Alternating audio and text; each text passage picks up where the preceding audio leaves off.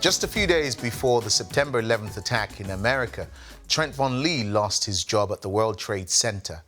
The layoff turned out to be a blessing because thousands of people lost their lives in the very building he worked in.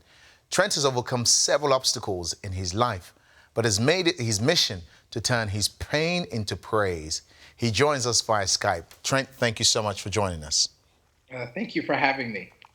Now, I have to begin by asking you, what happened at the World Trade Center for you in your experience? Leading up to that, I took the job back in November 18th of 1999, and I was employed with a company by the name of Cantor Fitzgerald for a couple of years prior to 9/11. And about 4 days before the events of 9/11, 9/11 was on a Tuesday, so that Thursday, my director and my manager, who was a really good friend of mine, came into my office to tell me that there was some reorganization going on with the company and that they basically had to lay me off. And at the time, of course, it was shocking. It was life-altering, or it felt that way at the moment. I picked up the phone. I remember calling my mom and one of my older sisters and literally crying, because, I had a lot of financial responsibilities, my son and a mortgage, other expenses. I remember my sister said, just go home and, God has a plan for you. Mm-hmm. And lo and behold, 4 days later, the events of 9/11 occurred.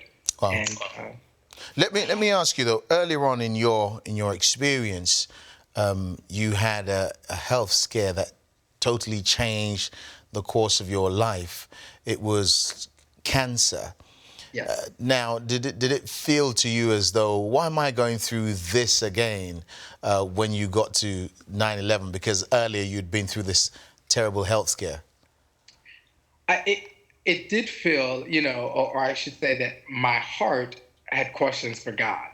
God, why would you set me up and, bless me with this great job and, and then, cause me to lose it or to be laid off? So my heart had questions.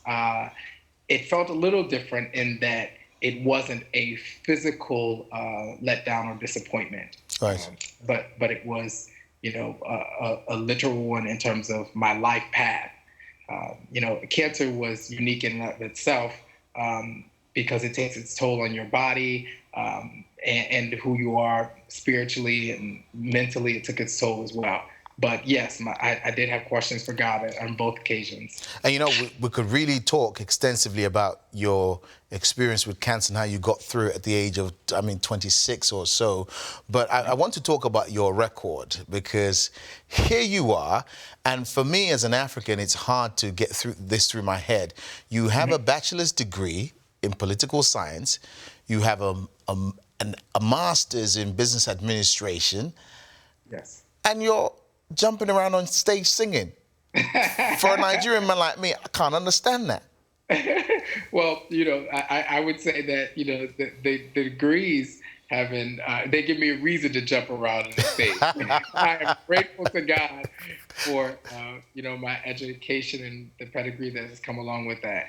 But I'd like to say, I've spent over 20 years in corporate America.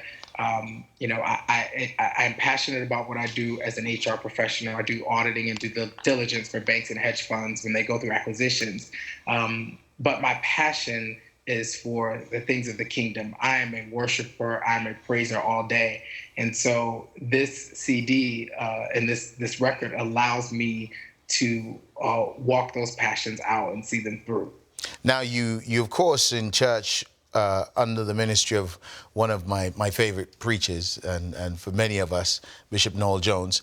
But the story of the CD really comes from a place of pain where you'd, if I'm not mistaken, you've been worshiping and then you go home and see some conversation on social media which was saying, what's wrong with him? Why is he so expressive? Why can't he just stand still and sing? Which is something you hear a lot from people. Tell us about that particular junction in your life and how it birthed this CD. So many of the songs on the CD had been written prior to that experience, but it was about 3.5 years ago. I had led worship. I'm one of the worship leaders at the City of Refuge, where Bishop Jones is our pastor. And I've led worship. And, when you are part of a large ministry, it kind of makes you a target in many different ways, the social media, streaming live, etc. And I gone home and saw that there was a thread that was going on about my style of worship leading, if you would, and basically saying it doesn't take all that, Yet, like you said, can he just sing? Why is he running? Why is he shouting? Why is he screaming and shouting? And for a moment, it stung me. And if I'd given it time, it would have insulted me. But my heart immediately came to surface and said, you know what? I have an answer for this. And I wrote the song, which is the title cut of the project, I Am a Praiser. Some may not understand why I lift my hands. Some may not understand why I run and dance. The truth and the answer is it's because that's who I am. I am a praiser. And I'm an adamant believer, and I embrace the scripture when it says he has fearfully and wonderfully made us in his image. And with that image comes along with a purpose. And my purpose is to praise and to invoke and to provoke praise and worship in the earth. And so, no apologies. Now, our time is almost up, but I want to ask you, for people who listen to the CD and experience you for the first time, what are you hoping they would get out of the CD? Is it a feeling of being able to give themselves over to reckless abandonment, or what is it you want them to get from a CD? I want the worshiper to be awakened in them, and at the end of the day, I try to point people to what our eternal experience will be. When we leave here, nothing else matters. It's about when we get to glory and have to spend eternity. We have to be well acquainted with worship. So I want the worshiper and all of mankind to be awakened. And from this CD, from different seasons in my life, I talk about pain, I talk about hard times, I talk about the struggle. And at the end of the day, the resolve in every season of my life has been my worship. And so I know that there's a benefit to praise and worship. Trent, I tell you what, if I've been through cancer and gone through the things you've gone through, I'll be jumping around myself. Maybe I might get as thin as you. But thank you so much for joining us on Turning Point. Thank you so much for having me.